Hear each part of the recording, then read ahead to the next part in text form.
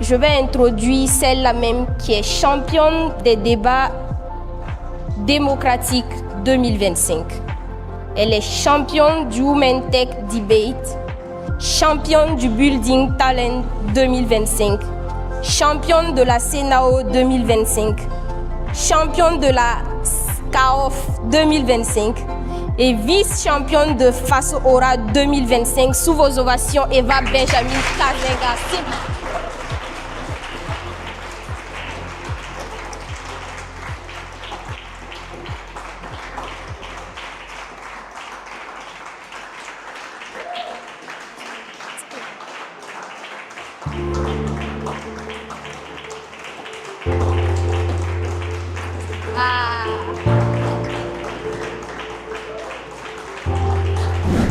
On a toujours dit honneur aux dames et ce soir, je pense que ça a été respecté. On me dit de parler en première position et c'est ce que je vais faire. Chers orateurs, oratrices et à vous tous qui aspirez d'être des marques bonheur dans le futur, je vous dis très chaleureusement bonsoir. Bonsoir. J'espère que vous allez bien. Moi aussi, je vais bien, même si vous n'avez pas demandé. Alors, aujourd'hui, j'ai eu l'honneur et le très grand plaisir d'être choisie par le club d'art oratoire de l'Université Joseph Kizerbo pour partager mes expériences, ce que j'ai vécu, mes chutes et mes victoires en tant qu'oratrice au sein du club. Et pour commencer, je vais bien évidemment me présenter. Je suis Eva Benjamin Barkwende Kazenga et je suis une étudiante en informatique. Je dis bien informatique pour vous dire que la filière que nous faisons n'est pas un facteur déterminant à notre réussite en art oratoire. Je n'ai pas fait la A, j'ai fait la série D. Et j'entends de nombreuses personnes qui disent que voilà, je n'ai pas fait de la littérature, est-ce que je vais m'en sortir en art oratoire? Vous pouvez le faire. De toute façon, je vais vous présenter ce que j'ai traversé, comment je les ai traversés et peut-être que vous allez tirer des leçons de ce que je vais dire. Pour commencer, je vais relater comment je suis arrivée au club en 2024, en octobre 2024 précisément. Il faut dire qu'en 2023, j'étais oratrice dans le club d'art oratoire de mon université de base, l'IBAM. Mais bon, je n'étais pas très connue dans le club parce que j'étais nouvelle là-bas aussi. Et il y avait une compétition à laquelle l'IBAM devait participer. Et ils ont choisi bien évidemment des orateurs. Et comme j'étais nouvelle dans le club, je n'ai pas été choisie. Et on devait lire un roman et faire le résumé du roman pour être qualifié pour les phases finales. Et j'ai demandé à ce qu'on me donne le roman parce que nous avions 2 exemplaires. Et ils ont dit non, on va permettre à ceux qui doivent aller à la compétition de lire le roman. Et j'ai dit d'accord. Avant une semaine de la compétition, ils ont donné l'œuvre et il y a des gens qui ont commencé à lire. Et nous tenions nos séances de répétition, notamment les mercredis soirs à 18h30. Et le mercredi, avant la compétition, parce que la compétition, c'était un samedi, je suis partie au club et j'ai dit, est-ce que vous pouvez me donner l'œuvre pour que je lise? Parce que je savais que je pouvais lire l'œuvre avant la date fixée, parce que le délai était très proche. Et ils ont dit, dans ce cas, on va scanner l'œuvre pour tous ceux qui veulent lire. J'ai dit, d'accord. Et effectivement, on a scanné l'œuvre envoyée dans le groupe des orateurs. Et j'ai commencé à lire. Et le vendredi, non, c'était le jeudi, ils ont envoyé un message dans le groupe disant qu'il y a une personne de l'équipe qui a désisté parce que la personne avait des devoirs et elle se disait un peu occupée. J'ai dit dans ce cas, moi je prends l'œuvre de cette personne. Et j'ai pris l'œuvre, j'ai lu et quand j'ai fini, j'ai fait mon résumé directement. Et le vendredi, la veille de la compétition, on a envoyé un message dans le groupe disant que les orateurs qui devaient représenter l'IBAM n'étaient pas prêts. Et eux tous, toutes les personnes qui avaient pris le livre, elles n'avaient pas du moins fini de lire. Et moi, j'avais fini et j'avais même fait le résumé de l'œuvre. Donc, j'ai dit dans le groupe, en vrai, moi, j'ai fini de lire et j'ai même fait un résumé que je vais vous proposer demain. Et effectivement, je suis allée, j'ai exposé ce que j'avais fait. Ils ont trouvé que c'était bien. Et ils ont dit, comme nous sommes un peu à la veille de la compétition, nous allons prendre ton résumé et c'est ça que nous allons présenter. J'ai dit d'accord. Et directement, tu vas intégrer l'équipe qui va compétir demain samedi. Je dis d'accord, Dieu merci. Et ce fut ainsi. On a partagé mon résumé en 3 pour donner aux 2 autres orateurs, afin qu'ils puissent présenter quelque chose. Et j'ai pris la première partie et la plus grande partie d'ailleurs. Arrivé, il y avait 13 autres universités. Et nous, on passait en 7e position. Bon, on est passé à mon tour, ça allait parce que c'était mon écriture et je maîtrisais mon texte. Donc, moi, je n'ai pas eu de difficulté à présenter. On ne devait pas amener de feuilles aussi, tout en sachant qu'on ne sait pas présenter. Donc, les 2 autres, malheureusement, n'ont pas pu terminer pour eux. Et nous, on a été disqualifiés. Mais j'ai été fière parce que quand je suis sortie, les gens sont venus me dire « Mais tu as fait une très belle présentation et si la compétition était individuelle, tu allais être qualifiée. » Et c'était mes premiers pas en art oratoire à l'université, bien évidemment. Et je suis partie en me disant, l'année prochaine, je vais revenir à la 2e compétition, à la 2e édition, de cette même compétition. Et cette fois-ci, il faut que j'arrive en finale. Je le disais comme ça, je ne savais pas comment j'allais m'y prendre, ni avec qui j'allais revenir. Et c'est ainsi, voilà, que j'ai fait mes premiers pas dans l'art oratoire à l'université. Et après, je suivais les vidéos sur BF1. C'était les mercredis soirs, je pense que c'était à 16h30 ou 17h30 comme ça. Et je voyais de très grands orateurs débattre. Et quand je les voyais, leur énergie, ça m'inspirait énormément. Et je me disais, je veux un jour devenir comme toi. Je vais citer quelques exemples. Par exemple, j'ai connu Farida sur BF1. Il y a Acide également. Je peux citer Sabira également sur BF1 avant de les connaître physiquement. Et un jour, j'ai vu une affiche sur le statut WhatsApp de Mademoiselle Astrid où j'ai vu les mêmes têtes que je voyais sur BF1. L'émission que je ne ratais pas même si j'étais à l'université. Je vais prendre ma moto, la rouler vite pour pouvoir suivre l'émission. J'ai vu les mêmes têtes sur l'affiche, que ces personnes devraient faire des partages d'expériences à l'université Joseph Kizerbo. J'ignorais carrément l'existence d'un club à l'université, mais je les voyais débattre. Donc j'ai enregistré le statut et tous les jours je regardais la date pour ne pas manquer au rendez-vous. Tous les jours. Et c'était, bon, j'ai oublié la date. Et le jour à 16h, je contacte le numéro sur l'affiche. J'appelle plus de 3 fois, la personne ne répond pas. J'étais découragée parce que je ne connaissais pas la salle, mais qui je vais contacter pour demander. Pourtant, je tenais vraiment à la compétition et à la séance. J'ai contacté le numéro après, la personne m'a répondu. J'ai demandé où se trouve la salle S3. La personne n'a pas bien répondu. Je vois que toi, tu ne peux pas faire mon affaire. J'ai contacté le 2e numéro. Le premier numéro, après, j'ai su que c'était celui de M. Gwem. Et le 2e, je l'ai contacté. Je l'ai appelé plus de 5 fois aussi pour demander où se trouvait la salle. Et après aussi, j'ai su que c'était en fait le numéro de Tuina, l'actuel président du club. Et je suis venue, je voulais venir les voir en face. Comment ils sont, ces personnes-là, comment elles sont pour déployer autant d'énergie. Cette énergie-là que moi-même je rêve d'avoir. Et je suis venue, je les ai vus, je les ai autant admirés le premier jour quand ils ont fait leur partage d'expérience. Et c'est ainsi que je suis restée au club avec eux. Je n'avais pas prévu de rester, j'étais venue juste pour suivre et les voir même en face comment ils sont. Et je suis restée.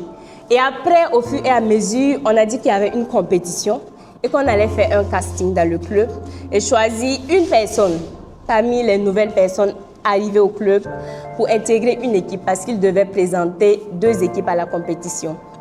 Quand j'ai entendu ça, elle dit que ça là, il faut que je fasse partie de cette équipe-là, que j'allais me donner tous les moyens pour être sélectionnée. Et effectivement, c'est ce que j'ai fait. Je pense que le casting s'est déroulé en 2-3 séances et après, j'ai été retenue. Et c'était pour les débats démocratiques. On a été champion au débat démocratique. Et ça a encore donné l'envie et le courage de continuer en art oratoire. Et après, on a eu plein de compétitions, notamment la CENAO. Et c'était la 2e compétition. Et la CENAO, c'était la compétition à laquelle j'ai participé pour la première édition et être éliminée en phase finale. Et l'IBA m'a contacté. Bon, le club, bien évidemment. de venir intégrer le club pour la 2e édition. Et de l'autre côté, il y a Twina de ce club qui me dit, est-ce que tu veux faire partie de l'équipe? Donc j'étais dans un dilemme. Je ne veux pas aller à l'IBAM et perdre une seconde fois. Et j'avais aussi confiance au club de UJKZ parce que je savais qu'ils accordaient beaucoup de passion et de détermination dans leurs séances de répétition. Et peu importe ce qui va arriver, la finale, on va la faire. Donc je dis à l'IBAM que j'ai déjà été intégrée dans une équipe. Mais je ne veux pas les trahir, ce n'était pas une trahison. Et le jour de la compétition, je suis arrivée, je vois mon équipe de IBAM qui est là en tenue de IBAM et moi je suis en noir blanc avec une autre équipe. Je me sentais un peu être une traîtresse, si je vais le dire, de mon université. Bon, on s'est salué et je me disais, et si l'IBAM passe et que UJKZ reste? Moi, mon rêve de l'année passée s'estompe. Et si l'IBAM passe et que UJKZ passe, on va s'affronter. Et là encore, on va me voir en tant que hypocrite. Heureusement ou malheureusement, il y a une équipe qui est passée et il y a l'autre qui est restée. Bien évidemment, UJKZ est passé et j'étais très contente. Mais je n'étais pas contente parce que IBAM a été recalé, mais j'étais très contente parce que je voyais mon rêve se réaliser, même si on n'avait pas déjà gagné la compétition. Et à notre grande surprise, IBAM est venu nous soutenir à la finale et on a été champion à la finale. Et je marque une pause.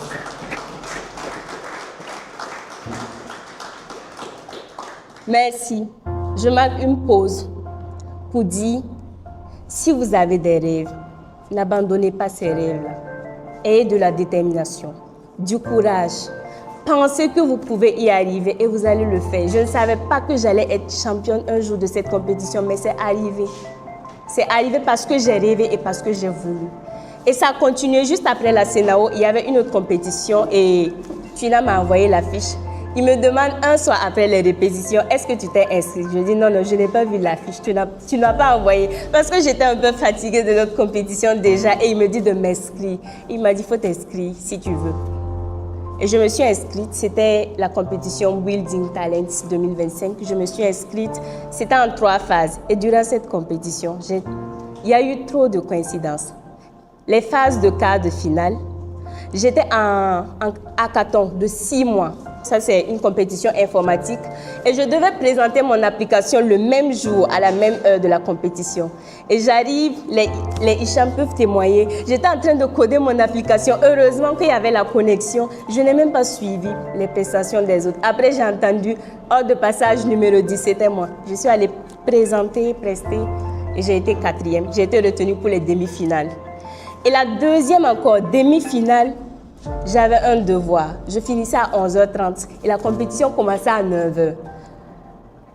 Je finis mon devoir, je sors, je vois qu'on m'a appelé plusieurs fois. Il y a Hicham, les Fentiri qui m'ont appelé. Est-ce que tu vas encore venir? Parce que nous, on a commencé. Je me demande, mais est-ce que je vais partir? Parce qu'il est déjà 11h30 et je suis à Somgandé pour aller jusqu'à Ouaga 2000. Si je prends 30 minutes, j'arrive à 12h30. Mais je vais y aller quand même. Parce que même si je pars à la maison, je vais dormir. Et donc, j'ai démarré ma moto, je suis allée. Je trouvais que je passais en dernière position. Et je suis passée, j'ai été 2e. Et j'étais qualifiée pour les phases finales, heureusement. Et pour les phases finales également, une grande coïncidence. J'étais sélectionnée aussi pour rejoindre l'équipe de la CENAQB, pour aller à Fada Ngourma, j'allais dire Tinkodogo. C'était Fada. Et le jour du départ pour Fada, c'était la finale de Building Talents. Et on m'a dit, si on était à ta place, on va abandonner la finale là et puis aller à Fada. Bon, moi, je leur ai dit, je suis novice en art oratoire et cette finale, je vais la faire parce que je suis arrivée en finale. Et tout ce que j'ai traversé, je ne vais pas laisser tomber. Et s'il y avait possibilité pour moi, je vais faire la finale et venir le dimanche. Ils ont dit d'accord. Donc, je suis allée en finale et j'ai été championne de cette compétition, heureusement. Et j'ai pu encore rejoindre l'équipe de la CENAQB. Où malheureusement là-bas on a été disqualifiés en phase éliminatoire. Mais imaginez un tout petit peu que j'avais laissé ma finale pour aller à la CENAQB double Goumet. Ce n'est pas fini, mais je vois qu'il est noté qu'il est l'heure. Je ne sais pas si on va m'accorder 3 minutes pour que je termine. En toute indulgence, merci beaucoup. C'est vraiment gentil. Donc, nous sommes allés à la Sénacubé, on a été éliminé en phase éliminatoire. On n'a rien compris, mais bon, on a encaissé, on a appris beaucoup de cette défaite aussi. Ça nous a forgé encore plus. Et de retour, j'ai participé à plusieurs compétitions, notamment Gladiatrice de la parole, organisée par Samira à Bobo Dioulasso. Et ça, c'était en ligne. Malheureusement, je suis restée en demi-finale. Bon, je dis heureusement parce que j'ai appris de tout ça aussi. J'ai participé également à la CODIL, compétition en langue locale. Et là-bas aussi, je suis restée en demi-finale. Je l'ai dit parce que ça contribuait également à faire de moi la personne que je suis actuellement, même si je ne suis pas une très grande personne, mais je puis être fière de ce que je suis, même si ça va continuer encore à augmenter de jour en jour. Et après, il y a eu la compétition de la CAOF, que j'ai vu d'abord, la publication sur Facebook, mais je n'étais pas très confiante parce qu'il n'y avait pas trop de réactions sur la publication. Donc, je patientais histoire de voir comment ça allait se passer. Il y a encore lui qui est venu me dire, est-ce que tu t'es inscrite? C'est comme s'il était en fait le déclencheur de mes inscriptions à chaque fois. Et voilà, c'est parti de là, je me suis inscrite. Et ça aussi, c'est en 3 étapes. Les 2 étapes, quart de finale, finale. Et les demi-finales, j'étais 7e. On voulait 8 personnes, heureusement pour moi. Et je me demandais, est-ce que moi-même, je vais pouvoir être qualifiée? Je suis 6e. Pourtant, j'étais en 2e place en demi-finale. Bon, mais je suis allée, j'ai été bien préparée avec le coach. On venait les soirs, les nuits, on finissait souvent à 21h30. Et voilà, on s'est préparé. Et pendant nos préparations, la compétition face au Aura a été lancée. Et cette fois-ci, c'est M. Ba qui m'a écrit pour me demander, est-ce que tu t'es inscrite? Mais bon, moi, j'étais déjà dans une compétition. Et j'étais en train de préparer fortement cette compétition. Est-ce que je vais encore m'inscrire à une compétition pour me surcharger? Donc, monsieur m'a demandé, bon, je dis, je doute un peu, je suis un peu sceptique sur ça. Il me dit, il faut t'inscrire. Donc, je me suis inscrite. Et pour les phases finales, les phases de présélection au niveau des régions, je ne savais pas si j'allais participer. Et j'ai écrit mon texte à 5 jours comme ça avant. Et même 3 jours avant, je n'étais pas très sûre de si j'allais participer parce que dans ma tête, c'était la CAOF. Je préparais la CAOF. Bon, je suis allée finalement et j'ai été retenue pour représenter le Kadiogo, ambassadrice patriotique du Kadiogo. Et c'est comme ça que je suis allée à Faso Ora pour représenter le Kadiogo. Et là-bas, je peux dire que c'est la compétition qui m'a le plus marquée. Je suis tombée malade les premiers jours. Bon, on peut dire que c'est un peu le trac, le stress, parce que j'étais dans 2 compétitions et l'une dans l'autre. Parce que la CAOF, la finale de la CAOF, c'était le samedi et la finale de Faso Ora, c'était le dimanche. Et pour Faso Ora, les thèmes étaient donnés un jour avant les jours de compétition. Donc j'étais dans un stress un peu constant, je suis tombée malade, je ne savais pas si ça allait impacter le reste de ma compétition ou non, mais heureusement, tout s'est bien passé, même s'il y a eu des moments de chute quelquefois, mais on s'est toujours relevé et c'est comme ça la vie. Et arrivée en finale de CAOF, j'ai été... Bon, le jour que j'allais à la CAOF, je peux dire que je n'avais pas trop peur, mais j'avais plus peur de Faso Ora, je ne sais pas pourquoi. Donc je suis allée et j'ai été la finaliste choisie pour la suite de la compétition. Et le dimanche, ça m'a redonné le courage que même si je ne gagne pas à Faso Ora, je n'ai pas perdu. Il y a l'autre là que j'ai gagné. Parce qu'en allant, je me disais, et si tu perds des 2 côtés, en voulant trop gagner là, on perd tout. Donc ça faisait qu'aussi, il y avait un peu de stress en moi. Et l'idée aussi de pouvoir jongler entre les 2 compétitions sans rien perdre. Et le dimanche, voilà, je suis allée à Faso Ora et j'ai été aussi là-bas vice-championne. Et c'était...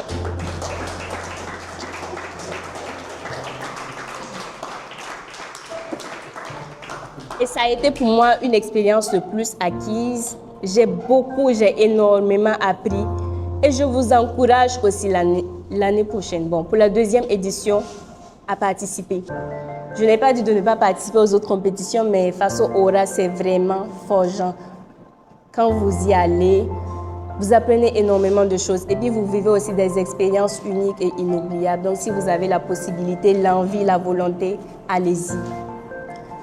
Et aussi, ça n'a pas été simple souvent parce que les répétitions, les mardis, les jeudis, je devais quitter IBAM pour venir ici à l'université. Après l'université, je dois rentrer à la maison, préparer mes cours, mes applications et tout.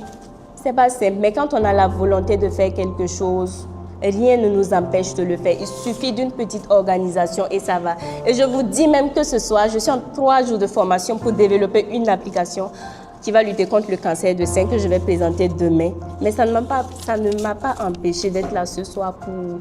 Voilà, même si les autres sont toujours là-bas en train de coder, en train d'améliorer leurs solutions. Si vous avez la passion, la détermination, faites ce que vous voulez et faites ce que vous aimez. Je vous remercie.